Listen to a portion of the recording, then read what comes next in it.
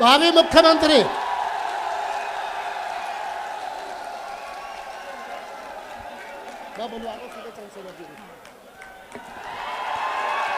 एक ही साफा दोनों भाई एक दूसरे को पहना रहे हैं और हनुमान जी का यही मन था कि हम दोनों जब एक थाली में खाने लगे हैं भाई भाई की तरह मिलकर के काम करेंगे। चंद्रशेखर जी को मैं आमंत्रित कर रहा हूं और मेरा स्पीच बाद में करूंगा, आपको हिलना नहीं है।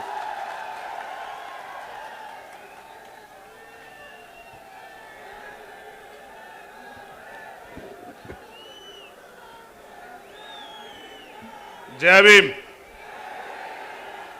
और राजस्थान की महान जनता को मेरा दोनों हाथ जोड़ के नमस्कार, सत श्री अकाल, सलाम। मेरे प्यारे साथियों, सबसे पहले तो राष्ट्रीय लोकतांत्रिक पार्टी के 5वें स्थापना दिवस की आपको बहुत बहुत बधाई और मंगल कामनाएं। मैं इसलिए आपसे पहले ही माफी मांग रहा हूं क्योंकि मुझे जाना है। आप जानते हैं मैंने कभी मुसीबत में आपका साथ नहीं छोड़ा, लेकिन आज एक समस्या ये है कि जैसे आप प्यार करने वाले लोग यहाँ हो, ऐसे ही उत्तर प्रदेश में जो प्यार करने वाले लोग हैं उन्होंने भी सभा बुला रखी। उनकी सभा 11 बजे की थी। मैंने बड़ी मुश्किल से उनसे निवेदन करके कहा कि मैं थोड़ा देर से आऊँगा, आ जाऊँगा।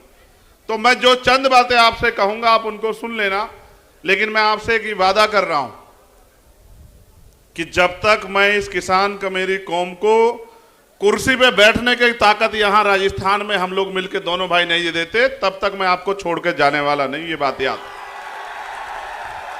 इस मंच पर उपस्थित भीम आर्मी, आजाद समाज पार्टी, राष्ट्रीय लोकतांत्रिक पार्टी के सभी सम्मानित नेतागण, हमारी पार्टी के प्रभारी अध्यक्ष और एक एक हमारे कार्यकर्ता प्रत्याशी, और आज इस सभा के दूल्हे के रूप में जो यहां मौजूद हैं, वो जो राजस्थान की जान शान है, जिसको दूर से मैंने लड़ते देखा आपके हक अधिकारों के लिए, और लड़ने का हौसला तो मंच पे भी दिखा देते हैं कभी कभी। मैंने तो ये जिम्मेदारी ली है कि मैं इनको रोकता रहूंगा। अगर ये अब कभी भी लड़ेंगे तो ये आपके हकों के लिए लड़ेंगे, आपके अधिकारों के लिए लड़ेंगे, आपके मान सम्मान के लिए लड़ेंगे। ये फैसला करके हम इकट्ठे हुए हैं। भाई हनुमान जी बेनीवाल, आपका धन्यवाद। आपने इस रैली में हमें आमंत्रित किया। बहुत कम समय में आपने बहुत बड़ी ताकत यहां दिखाई। सम्मानित साथियों, समय समय पे भारत की धरती पे जन्मे सभी संतों, गुरुओं, महापुरुषों को नमन करता हूं, और जिनको मैं नेता मानता हूं, जिनमें राष्ट्रपिता ज्योतिबा फूले, साहू जी महाराज, डॉक्टर बाबा साहब अंबेडकर, सर छोटू राम, चौधरी चरण सिंह, महामना रामस्वरूप वर्मा, मान्यवर दीना भाना वाल्मीकि, ऐसे बहुत सारे महापुरुष जिन्होंने अपना पूरा जीवन हम कमजोर कमेरों को, किसानों को आगे बढ़ाने के लिए लगाया। उनके उस रास्ते को आगे बढ़ाते हुए मैं और ये जब बैठे, चर्चा तो बहुत दिन से चल रही थी। 2 घंटे में हमने अगर कोई बात की थी तो वो राजनीतिक नहीं थी। पूरे 2 घंटे में एक ही बात हुई कि राजस्थान के युवा, राजस्थान के किसान, यहाँ की बहनें, माएं, बच्चियां, यहाँ के बच्चे, यहाँ के बुजुर्ग, इनका भविष्य राजस्थान में कैसे संवरे, इनके भविष्य में 4 चांद कैसे लगे। जो उम्मीदें लोकतंत्र में बनाई गई थी वो राजनीतिक लोकतंत्र, सामाजिक लोकतंत्र में कैसे स्थापित हों। मेरे आज भी याद है, देश गुलाम था और डॉक्टर बाबा साहब अंबेडकर और सर छोटू राम इस बात के लिए लड़ रहे थे कि जिनको हाशिए पर रखा गया व्यवस्था में, उनको कैसे तरक्की दी जाए। देश राजे रजवाड़ों के हाथ में था और देश में राजतंत्र था। राजा महाराजा जैसे चाहते थे वैसे देश की जनता प्रजा शासित होती थी। ना हक थे ना अधिकार। जो राजा ने कह दिया, राजा ने कहा दिन तो प्रजा ने कहा दिन, राजा ने कहा रात तो प्रजा ने मान लिया रात, और ये बहुत लंबे समय तक चलता रहा। फिर एक ऐसा समय आया कि देश में लोकतंत्र आया। देश में जब लोकतंत्र आया तो समस्या ये थी कि एक तरफ आर्थिक रूप से गैर बराबरी थी, एक तरफ बड़े बड़े महल और एक तरफ गरीबों की झोपड़ियां, दूसरी तरफ सामाजिक आधार पर गैर बराबरी थी। छुआछूत थी, ऊंच नीच थी। मैंने चौधरी कुंभाराम आर्य के आंदोलन को पढ़ा कि किस तरह से उन्होंने लोगों को जगाने के लिए कितना काम किया और किस तरह से आपका नेतृत्व किया समाज को अपने पैरों पर खड़ा करने के लिए। असल लड़ाई ये थी कि लोकतंत्र तो आया था, लेकिन पैसे वाले लोगों ने तय किया कि वोट इनके पास चला गया है। वोट को रोकने के लिए भी षड्यंत्र हुए।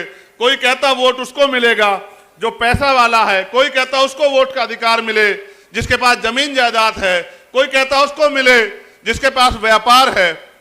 हमारे नेता लड़ रहे थे कि लोकतंत्र लोकतंत्र तब होगा जब अंतिम व्यक्ति को भी सरकार चुनने का अधिकार मिलेगा।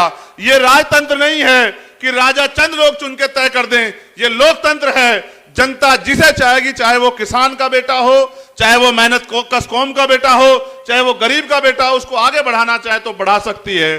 तमाम साजिशों के बाद जब बाबा साहब अम्बेडकर ने अपने 4-4 बच्चों की कुर्बानी के साथ आपको वोट का अधिकार दिया, तो लोगों ने कहा, जो विरोधी लोग थे, कि वोट इनके पास है, नोट हमारे पास है, इनकी वोट को नोट से खरीद लेंगे, लोकतंत्र आने नहीं देंगे।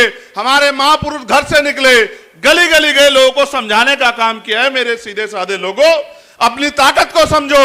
ये वोट आपको गुलामी के लिए नहीं मिली, ये वोट आपको बिकने के लिए नहीं मिली। मेरे आज भी याद है मान्यवर काशीराम साहब, उन्होंने अपने जीवन की एक सुख सुविधाएं लगा दी। मगर मैं मानता हूं परिवर्तन एक सतत प्रक्रिया है। चंद दिनों में नहीं बदलाव हो सकता था। ताकतवर लोगों ने रास्तों में कठिनाइयां लगाई।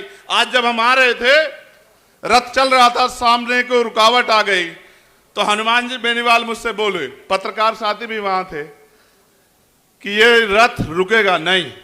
ये रथ अब अगर रुकेगा तो जयपुर की कुर्सी पे बैठ जाके रुकेगा। तो वो बात मेरे दिल में आई कि कितनी कठिनाइयों के बाद भी जो फैसले हमने लिए वो मजबूत होते गए। हमारे महापुरुष निकले, लोगों को जगाते रहे। आज उस कारवा को, उस एकता को, जो नेचुरल एकता है, मैं आपको दिल से कह रहा हूं और मैं आपको चेतावनी के तौर पे भी कह रहा हूं। आज हमने एकजुट बना, एक गठजोड़ बनाया। गांव में रहने वाली, क्योंकि शहर की अपेक्षा गांव में हमारे ज्यादा लोग रहते हैं, उनके चेहरे पे खुशहाली आई। मुझे मेरे साथियों ने बताया कि जो कल तक डर रहे थे गांव में, उनको यह पता लगा कि मजबूत पहरेदार खड़े हो गए हैं, एकता बन गई है और परिवर्तन होकर रहेगा। ऐसी लहर जो जब छाई, तो इसके विरोध में मैं चेतावनी के तौर पे कह रहा हूं, हो सकता है जातिगत झगड़े करा दिए जाएं, हो सकता है कि लोगों को गुमराह किया जाए। यह हमारी मातृशक्ति बैठी है, आपके भविष्य का फैसला है। अन्याय अत्याचार उस कौम पे होंगे जिनके पास राजनीतिक शक्ति नहीं होगी। और मैं नौजवानों से कहना चाहता हूं, अगर अपना उचित भविष्य चाहते हो, रोजगार चाहते हो, 90 लाख वोटर हो आप लोग राजस्थान में, जो नौजवान है, जो फैसला करेगा कि कुर्सी पे कौन बैठेगा, मैं उन सबको कहना चाहता हूं। मैं एक नौजवान हूं, बेरोजगारी के दर्द को समझता हूं और यह भी समझता हूं कि किस तरह माँ बाप अपने बच्चे का पेट काट काट के आगे बढ़ाते हैं, जमीन पे गिरवी रख के। और किसान का मेरी कौम से आता तो जानता हूं। हमारे तो सारे रास्ते बंद कर दिए। हमारे लोग आर्मी में चले जाते थे तो अग्निवीर बना के हमारा फ्यूचर खत्म कर दिया। पुलिस में और फोर्स में जाते थे, भर्तियां बंद है। और जो भर्तियां होती है, पेपर लीक होता है सामूहिक बस में बैठ के, बिना सत्ता के संरक्षण में नहीं हो सकता। महंगाई बेरोजगारी ने कमर तोड़ दी है। और आपको जान के आश्चर्य होगा मेरे लोगों, एनसीआरबी का डाटा कहता है कि महिलाएं यहां सुरक्षित नहीं है। इस प्रदेश को मजबूत और सुरक्षित हाथों की जरूरत है। और जब मैं देखता हूं तो कोई नजर नहीं आता। अगर कोई नजर आता है आपके रक्षक के रूप में, आपके सुरक्षा कवच के रूप में, तो मेरा भाई है हनुमान जी बेनीवाल, जिसपे मुझे भरोसा है कि वो हर मुसीबत को अपने सीने पे लेके आपकी रक्षा सुरक्षा करेगा। और इसी बात के साथ हम इकट्ठा हुए कि 80 लाख लोग वो जिन्होंने भारतीय जनता पार्टी कांग्रेस के खिलाफ वोट किया, और 90 लाख नया वोटर।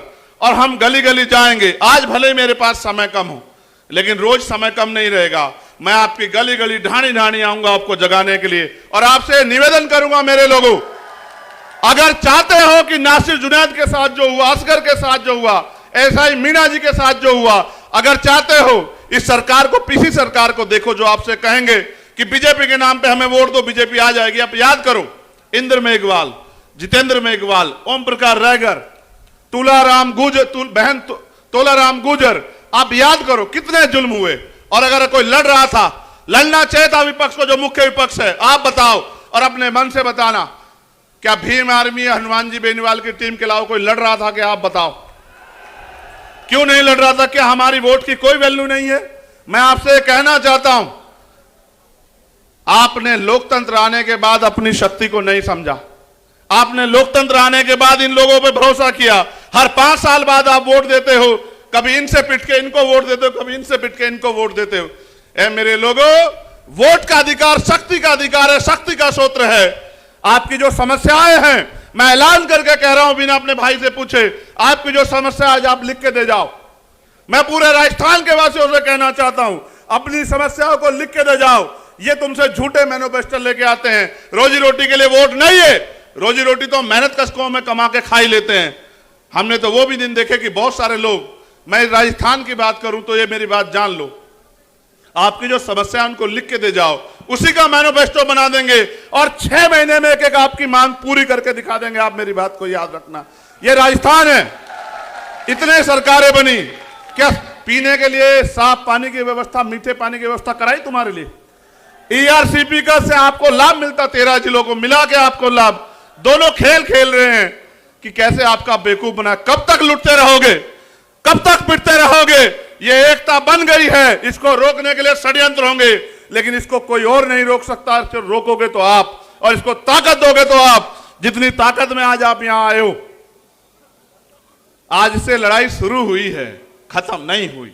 आज के बाद आपको करना यह है कि आपको गांव गांव जाना है, इस एकता का बिगुल बजाना है, अपनी एकता की ताकत दिखाना है और अपने कमजोर भाइयों के हाथ पकड़ के उनको ये विश्वास दिलाना है कि बहुत हुआ, बहुत दिन अलग अलग रहे, अलग अलग होकर सताए जाते रहे।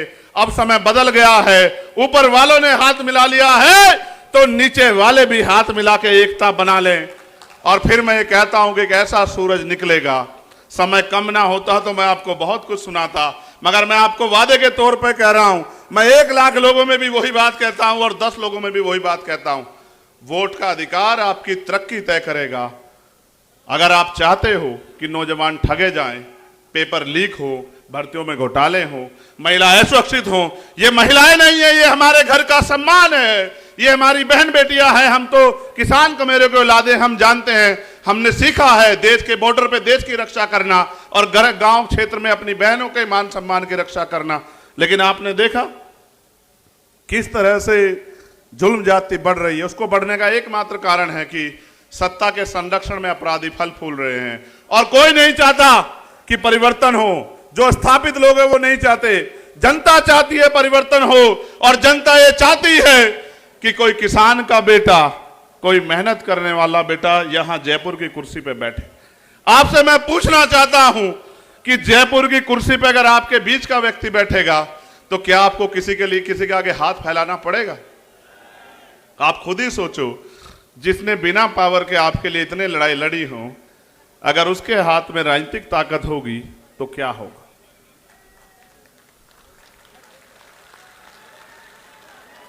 वो आपको बहकाने का प्रयास करेंगे, आपको बांटने का प्रयास करेंगे, आपको लालच देने का प्रयास करेंगे। आपने देखा नहीं, जब से मोर्चे की सुगबुगाहट हुई, कहीं की तो लिस्टें बदल गई हैं, कहीं की लिस्टों पे रिव्यू चल रहा है, कहीं घोषणाएं गारंटी दी जा रही है। मैं ये पूछना चाहता हूं, जिनकी सरकारें थी उनको गारंटी क्या जरूरत है? कर देते ना।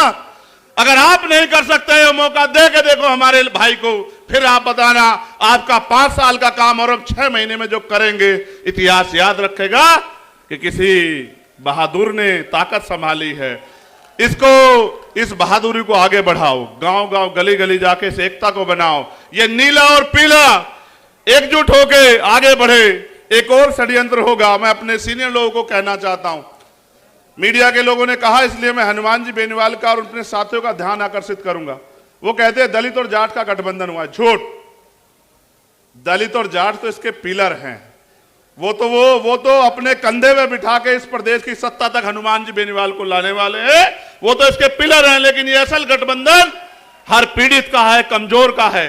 ये झूठी बातें मत करो बांटने वाली। ये किसान कमेरे का उस सोच का गठबंधन है जिस सोच से परिवर्तन होगा। अगर ना आता लोकतंत्र, ना होते अवसर, आपकी गलियों में कोई नहीं आता मेरे लोगों, आपसे बात कोई नहीं करता, ये वोट का अधिकार है जो आपके पास लोगों को खींच के लाता। इस बार दूरी कर दो उनसे जो आपके अधिकारों से दूरी जाते हैं। लोकतंत्र खतरे में है, लेकिन बचाएगा कौन? ये जो नीले झंडे वाले हैं, ये जो किसान कमेरों के बेटे, मैं पूछना चाहता हूं कि अगर भारतीय संविधान खतरे में है तो ये स्थापित दल तो यही क्यों खतरे में आया? क्योंकि उनको फर्क नहीं पड़ता कि गरीब की जिंदगी में उजाला कैसे आएगा। अगर वास्तविकता में चाहते हो, ये आज के ये सिर्फ विधानसभा का अलायंस नहीं है, हमने तय किया है कि उत्तर भारत में हम इस अलायंस को लेके जाएंगे। और इसका प्रशिक्षण बताता हूं, मीडिया के लोग एनालिसिस कर लेना। उत्तर प्रदेश के खतौली में एक सीट पड़ती है जो 3 बार से भारतीय जनता पार्टी जीतती आई, 3 बार से, और वो कहते हैं हमारी घर की सीट है। और मीडिया ने भी कहा इसको हरा नहीं सकते। जब हमने वहां किसान कमेरों का गठजोड़ बनाया तो 22,500 से हरा के भेजा भारतीय जनता पार्टी को, 22,500 से, क्योंकि हम काम करना जानते हैं और हम ये भी जानते हैं कि लड़ाई कैसे लड़नी है, और हम ये भी जानते हैं कि किसको कैसे तैयार करना है। मैं मानता हूं कि हम दोनों की ताकतें एक जैसी हैं, दोनों भाइयों की। कहते हैं संघर्षों के साए में घनघोर जवानी पलती है और इतिहास उधर झुक जाता है जिस ओर जवानी चलती। मैं इनको रोकता रहूंगा सिर्फ इसलिए कि कहीं कोई किसी साजिश के शिकार ना हो जाए। ये आदमी मन से बड़ा सच्चा है, गुस्सा इसलिए करता है। क्रिकेट अगर देखोगे तो समझ आएगा, जो ऑलराउंडर होता है ना वो सारी पिच पे घूमता फिरता है कि कहीं से टीम कमजोर ना पड़ जाए, इसलिए अपने लोगों को डांटता है और मन से डांटता है, प्यार करता है, वैसे नहीं डांटता। और अब तो आपकी टीम पे 2-2 ऑलराउंडर हैं, 2-2 ऑलराउंडर हैं आपकी टीम पे, और दोनों लड़ाके हैं और ऐसी लड़ाई लड़ेंगे कि सब लोग याद रखेंगे। इसलिए कह रहा हूं, बहुत दिन हुए आपको लोगों को बनाते हुए। मैं आपसे पूछना चाहता हूं कि क्या मैं आपकी रक्षा सुरक्षा की जिम्मेदारी हनुमान जी बेनीवाल को दे दूं या ना दे दूं? बताओ। नहीं, दोनों हाथ उठा के बताओ, जोर से आवाज जानी चाहिए। वहां सचिवालय में जो सेक्रेटरी बैठे, अंडर सेक्रेटरी बैठे, उनको पता लग जाए कि कोई भी साजिश करने से पहले याद रखना कि एक ऐसा विकल्प बन रहा है जो राजस्थान की तकदीर तो बदलेगा, लेकिन राजस्थान की तकदीर और राजस्थान के नौजवानों के सपने कुचलने वालों को भी सबक सिखाने का काम करेगा। इसलिए मैं आपसे कहना चाहता हूं, मैं आपकी हर रैली में आऊंगा, खूब मेहनत करेंगे और जो भी पीड़ित है, शोषित है, उसकी लड़ाई लड़ेंगे। और असल मजा तब आएगा जब राजनीतिक शक्ति आपके हाथ में आएगी, फिर ना कोई पेपर लीक होगा। मैं तो पर्सनल एक एक्सपीरियंस बताता हूं। मेरे पिताजी प्राइमरी स्कूल के हेडमास्टर थे। जब वो बीमार हुए, मैं बहुत सारे अस्पतालों में लेके उनको घूमा, और मैं ईमानदारी से कह रहा हूं, अगर मेरे पास पैसे होते तो मैं अपने पिता को बचा लेता यार। इस देश में गरीबों की कोई इज्जत नहीं है, ना ही उनकी जिंदगी किसी को परवाह। और फिर मैंने तय किया कि मैं अपने पिता को नहीं बचा पाया, लेकिन मैं प्रयास करूंगा संघर्ष करके अपने साथियों के साथ कि किसी और के पिता को, किसी की बहन को, मां को अच्छा इलाज ना मिलने कारण मरने ना दूं। मैं बहुत कुछ सह के देख के आया। जब मैं ये लड़ाई लड़ने गया तो मुझे उठा के जेल में बंद कर दिया। 16 महीने में जेल में रहा। एक एक रात मैंने इस उम्मीद के साथ काटी कि जब मुझे अवसर मिलेगा काम करने का तो फिर मैं जो मेरे दिल में दर्द है उसको करके दिखाऊंगा। और ये लड़ाई चलती रहेगी। आज तो शुरुआत हुई है, आने वाला कल सुनहरा होगा। मेरे इस बात को आप वो कर लो, गिठा बांध लो कि ये प्राकृतिक गठबंधन राजस्थान के भविष्य का फैसला करेगा। लेकिन इसको धार तब मिलेगी जब आप अपनी जिम्मेदारी उठाओ। क्या आप अपनी जिम्मेदारी उठाने के लिए तैयार हो? क्या आप इस एकता को गांव में जाने के लिए तैयार हो? आज तो मीडिया के लोग बड़ा वो आपका प्रचार करेंगे, लेकिन रोज नहीं करेंगे। क्या आप अपनी पार्टियों के, अपने अलायंस का प्रचार करने के लिए तैयार हो? क्या आप गली गली जाके लोगों को सिखाने, समझाने के लिए तैयार हो? देखो, जब राजतंत्र था तलवारों से फैसले होते थे, अब लोकतंत्र है, आपको अंगूठा अपने अलायंस के पक्ष में दबाने के लिए तैयार करना है। और एक बार ये कलम की ताकत दे के देखो बस।